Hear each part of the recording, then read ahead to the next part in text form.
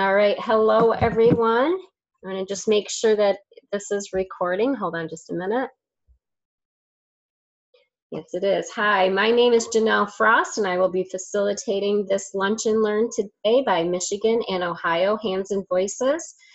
Today we are going to be discussing children who are DHH with additional disabilities.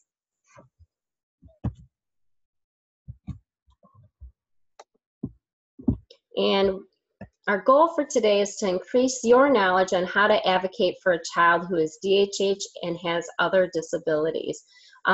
Just to introduce myself a little bit more, I do have a child who is deaf-blind and has a sensory memory processing disorder. So I will be kind of jumping in from time to time along with our two guests, and just wanted you to know that I do have a little bit of background in this as well. So, but it's really a pleasure to have these two moms on the call with us today because they can share their own experiences, and I know as a parent going through this journey, that really is one of the best ways for us to really learn learn what it's like from those that are truly living it day to day. So our first guest is Laura McMullen, and she is the mom to Jonathan. You can see the cutie up here on the screen right now. And I had the pleasure to meet Laura when Jonathan was quite young. I don't know, maybe like 2 or 3 that we first met. And he's really come a long way, and I know that the family has been quite involved. So I'm going to let Laura go ahead and describe herself and her family. Okay, can you hear me okay? Yes. Okay, great. I'm Laura McMullen. I live in Holland, Michigan with my husband and the 3 kids that you saw up on that slide. And then my youngest is in kindergarten and is deaf and hard of hearing plus. All right, Laura, can you kind of describe your journey with Jonathan? Okay, so my child has multiple invisible disabilities impacting his growth and energy level because of his kidneys, impacting his brain, his vision, and his hearing. And we didn't know all of this when he was born, of course, but we did know that he was likely to have some disability because he was born at a very early gestational age. He was born at 23 weeks gestation, which is very young and very small. And he had a rough road in the NICU, fighting some of the worst preemie ailments, and was recovering from his 6th surgery when he was finally hitting his due date. Ironically, though, many of his disabilities are from genetics and not from being a micropreemie. When he was about 18 months old, he got his first disability diagnosis, something called periventricular leukomalacia, or PVL. It's a close cousin to cerebral palsy. Basically, a brain bleed in the NICU caused a portion of his brain, the white matter around the ventricles, to slough off.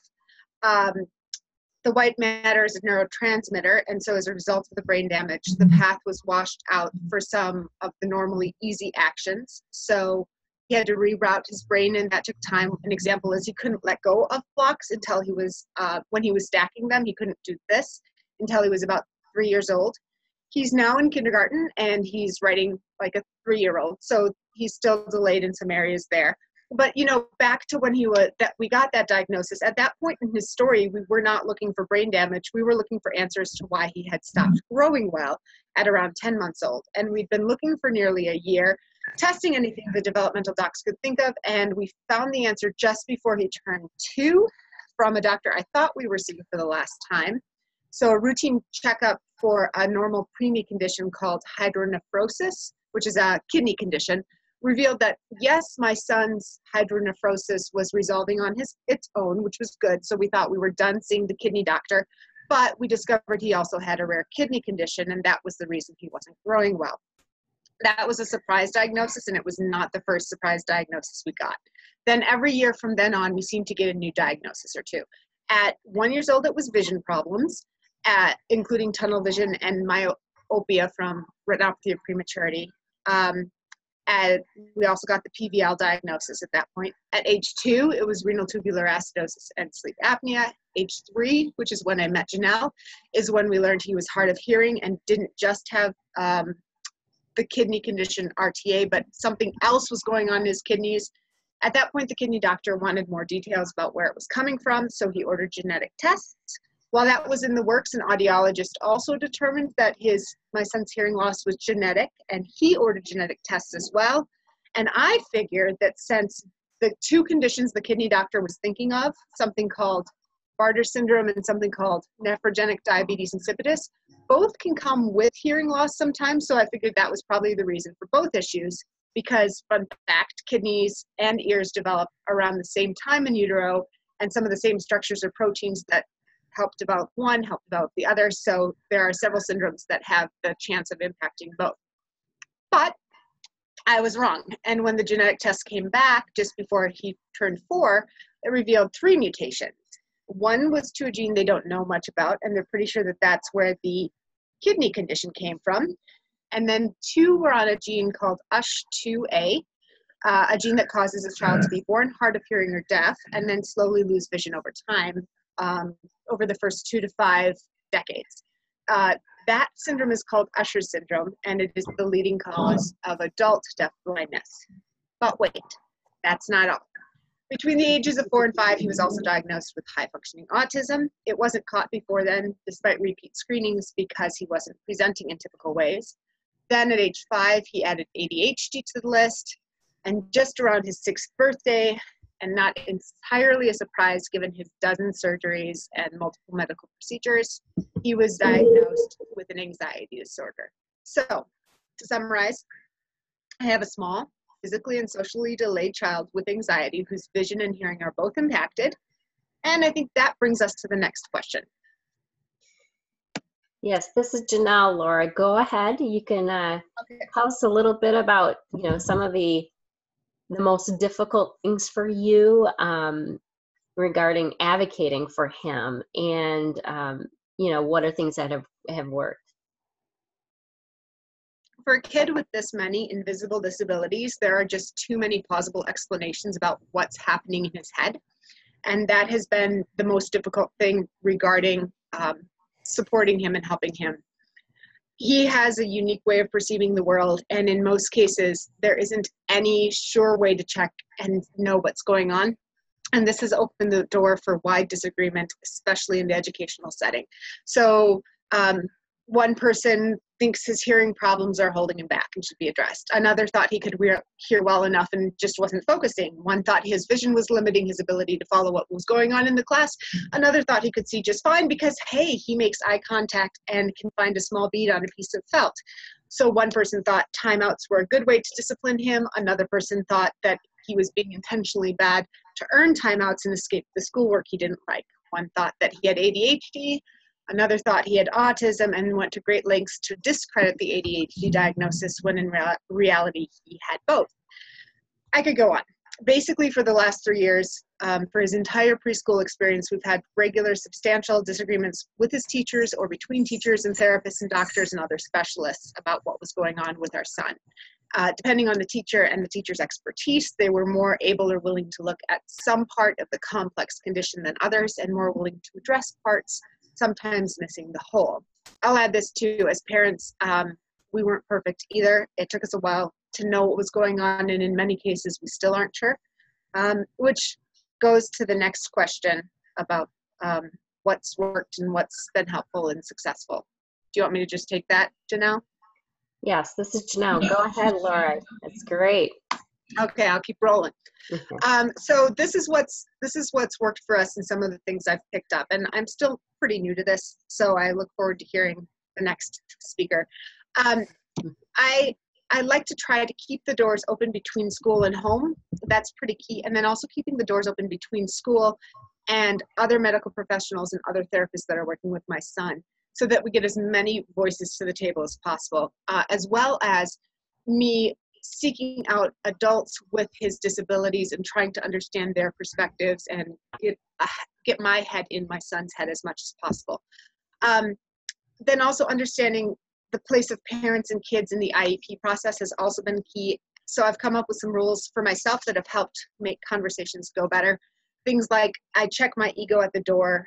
If I'm pushing for something because I want to be right or understood, or heaven forbid, I want sympathy, then it's no longer about understanding my child, and I've muddied the waters. It's hard enough to gain clarity on my son, so I just don't do it. So how do I proceed when other people are not leaving their egos at the door? To take the high road, I try to focus on documenting his needs, to show the problems and the barriers, and come to the table ready to listen to other solutions, coming up with my own as well, but really ready to listen.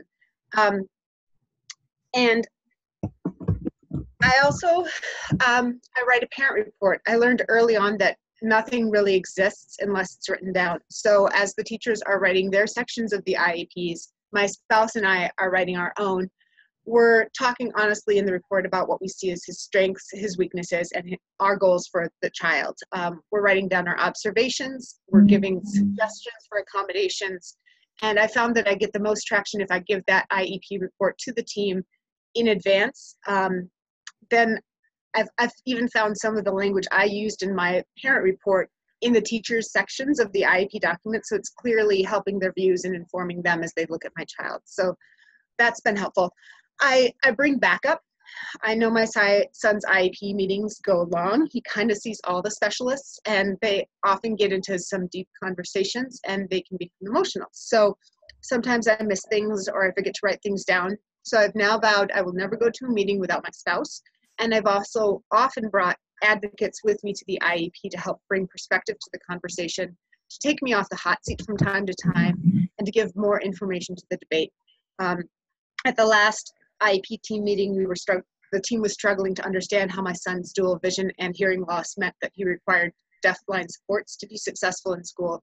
So I brought along support from individuals who are experts and could help with that. And then I try to know the law. I try to educate myself and come in with only my child needs statements, not I want statements. I come in with documentation supporting those statements, and if the colleagues around the table disagree with my conclusions, I ask for their evidence that informed that decision. And then I document the IEP, write down what was said, and follow up with an email later on saying, I understand that this is what we discussed and this is the conclusions we reached. And then, importantly and lastly, I have my child lead wherever it's possible, and this is a gradual thing. At this point, my youngest can make a picture of what he likes about school and what he wants to learn, and he can, at this point, he wants to learn how to play the organ.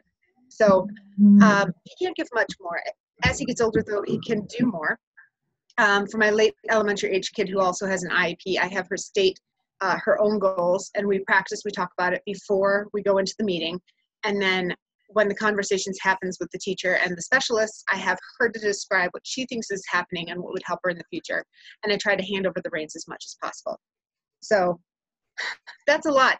I breezed through that as fast as I possibly could. Listen to now. Well, Laura, you have been through quite a bit in the last 5-6 years, and you have definitely improved in your ability from the time that I have met you. You know, your skills have definitely come around as far as advocating for your child, and I really loved how you provided information on regarding the parent report, being prepared, working on your child being a part of it as much as possible. I myself definitely have utilized that with my son, and at 17 he's pretty much leading the IEP process now. So thank you for sharing all of that. I know it's a short period of time we have to give a lot of information, but that was wonderful.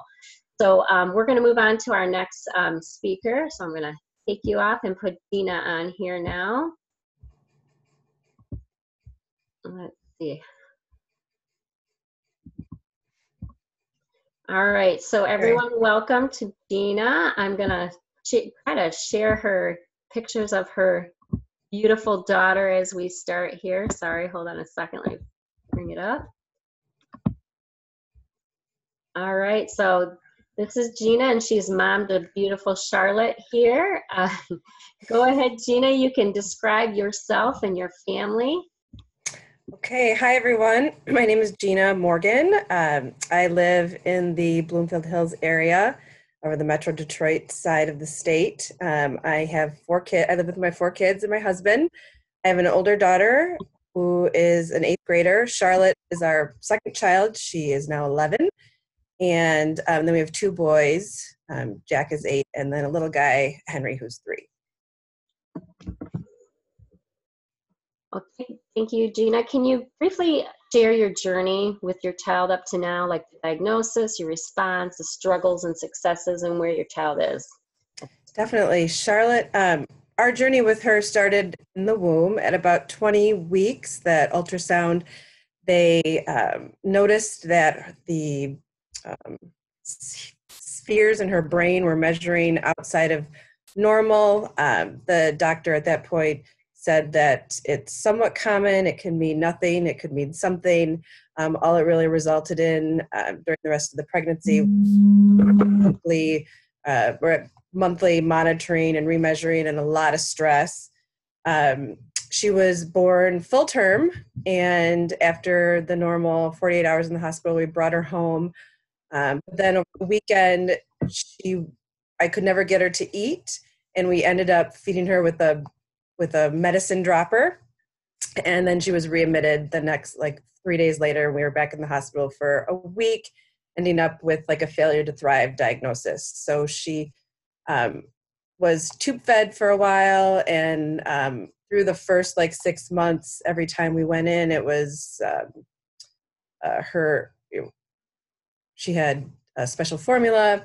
Then we did an MRI to try and check how her brain was looking, and that found spine irregularities. So she has congenital scoliosis, which is she has a half-formed vertebrae, some missing vertebrae, and then they also did the kidneys, and she has a horseshoe kidney, which of all the things, that is actually the one thing we don't really monitor other than an FYI during her various appointments.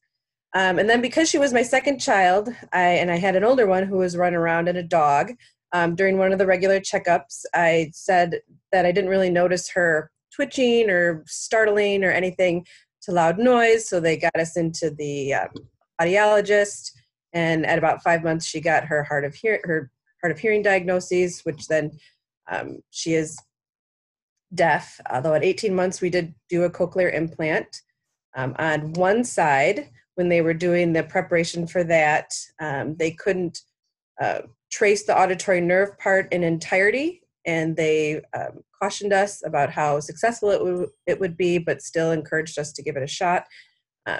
And she did wear it for a while, and then at about I think she was about 6 years old, she came home and signed to us and says, "I don't need it, I'm deaf." So my husband and I looked at each other, and I said, "Well, I think we have our answer." But at about a year, we started having her vision checked, and she had glasses. Another condition that she had at birth is she can't feel anything on her eyes, and so she would scratch them as a baby. And she has several scratches on her cornea that, when they were healing, has scar tissue, which is causing a vision, like a permanent vision loss. So school was very, very helpful, although I think looking back, we didn't really know what we were looking for at the time. And so we learned a lot on the way, and I think that we started out asking for advice. We were respecting the professionals that were in the job of teaching and assuming that they would know what to do. And I would say from 2 to 11, my husband and I have grown quite a bit in being confident that we come to the table as equals. I forget what the next question was. All right, thank you, Gina. So what was most difficult for you with regards to advocating for Charlotte? Right. Given, she's got the multiple disabilities. Right. So I think neither my husband and I were teacher or have any type of teaching background, and knowing what to ask for was a very difficult part for us when we got to the IEP process, or even when she was 1 and we had the IFSP. Is that what's called when they're little? And the vision. So her 2 main issues to gain access to education is deaf and blind. So her language, which is visual, and then her vision loss, which is very difficult for her to gain access to the information. However, it wasn't until she was, I would say, in kindergarten, where somebody came to the table who brought the knowledge that they have the 2 separate diagnoses cause almost a different one together, and that the way that she needed to access information, we needed to completely rethink how she learned in the classroom. And looking back, it would have been great had we had that type of information when she was younger, although I don't know if she was necessarily ready to learn at that point either. So I would say the biggest hurdle would be knowing to keep asking questions if it doesn't seem right, and then trusting your gut that there could be another answer if the one that's provided isn't working. Thank you, Gina. This is Janelle. I actually had a very similar experience with my son because he does have vision and hearing loss too. And it is difficult when professionals are, referring to the problem going on as one specific thing. In particular, it was for him, they kept pushing back. It's his hearing loss. Let's try this. But in my heart and in my gut as a mom, I knew it wasn't that we had already gone through all those barriers, and we've got the access. We tried this, we tried that, and really, bringing somebody to the table. And I believe who you were describing was probably Deaf Blind Central, if I'm not correct. Or so they've been very helpful, but we have the Oakland County vision consultant that comes to her school really was open the door for everyone at the table to rethink how instruction was brought to her, because she was willing to listen to the other side of the table. So what I found, when you have amazing professionals that are so good at what they do, they are used to having the solution. What you need to find are people who are able to reach across the table and take the information that they have, their expertise, consider the expertise of the other person at the table, and then come to a solution together. And once that finally happened, and the DHH people were able to listen to what the vision consultant says, and they restructured how they blew up the papers. They started to incorporate Braille. They used picture responses, but they had like 3 different manipulatives in the way that she could answer her questions. And then it was like, oh my gosh, she actually can learn. And she does know these things. She is retaining it, but we hadn't figured out the key on how to get her to express it. And so having those individuals at the table who are willing to listen, and sometimes you have to facilitate it yourself if they're not able to, but to find all the pieces and put them together, and be willing to consider the other expertise. This is Janelle. Thank you for sharing that. That really does seem very relevant with my specific situation. I'm sure Laura could probably relate as well, and the others on the line, that you have to kind of go in with an open mind. And, I even suggest for parents that are going in to really have an open mind to consider all the information that's being shared, and not to be, so stuck on one certain thing, because there are a lot of great specialists out there, and trying to find the right one to bring them in and make sure that we share and allow time to just kind of absorb it and think outside the box. Right. I don't know if you can relate to this as well, but I got tired of hearing your child can't do this. And they're unable to do this. And my statement was, well, maybe in that certain way that we are, giving that that particular Right. problem out here, but let's look outside. How can we get them to do this? Let's see what are some other options and other ways of working. You want to Absolutely. comment, Laura? Yeah, I wanted to say one thing I learned, and I think Gina, both of you probably relate, is I learned that hearing a professional, whether it be a doctor or a teacher, say, no, we don't think that's what's going on, doesn't mean that that's the end of the conversation. That if they don't think that's what's going on, if they don't agree with my assessment as a parent, but I know in my gut that something is happening, that is just a challenge for me to get more information and more documentation. And I found that the specialists and the doctors who were the ones who were most adamant that it wasn't this one thing were also the biggest advocates for that thing when it came down to when enough evidence was presented and they realized, oh, this is really what's happening. We do need these supports. So I learned not to stop the conversation, but to just keep gathering information, which is hard when someone tells you no, but it was so essential. So I think that's accurate, definitely. Great. Well, thank you both. We are coming down to our half an hour mark here, and I wanted to just mention one other resource that I think can really help those that have more than one, a child with more than one disability, and that is a communication plan.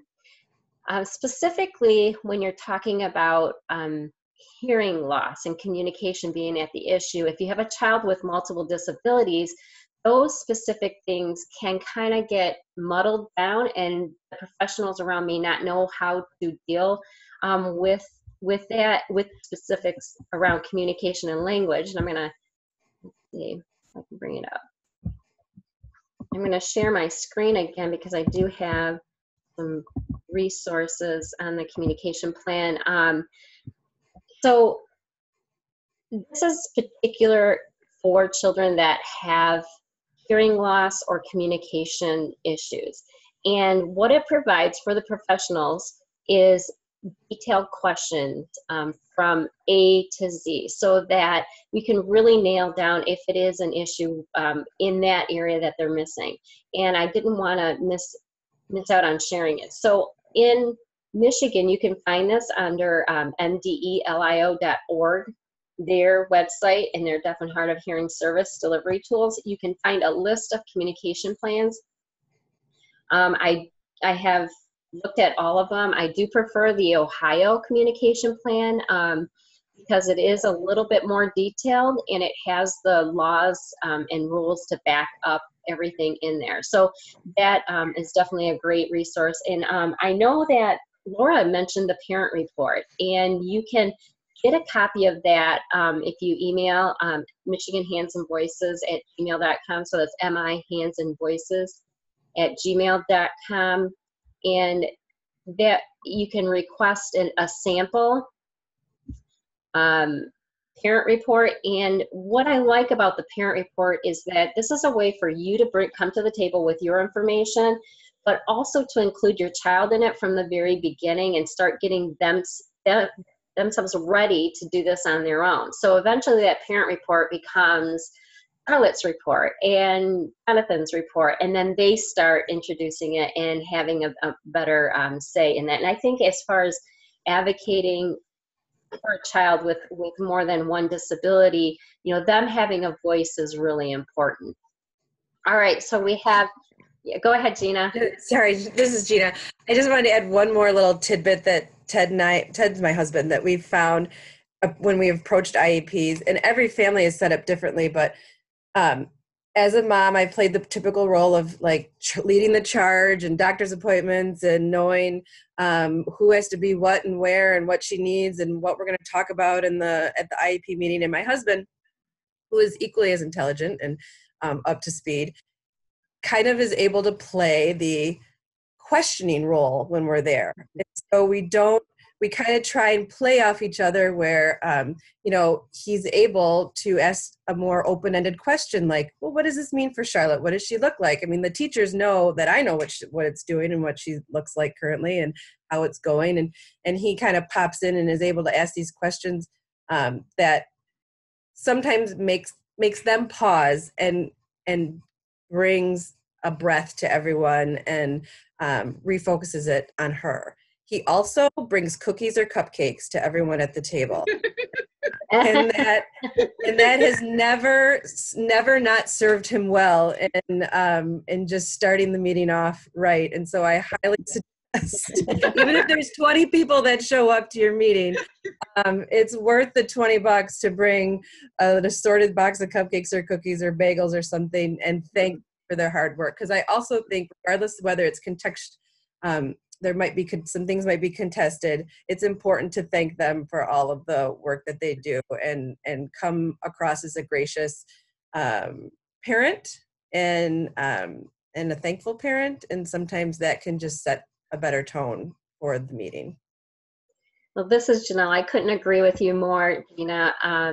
So we can all put down cupcakes and goodies. Yeah, cupcakes and goodies. Yeah. That's the thing to do.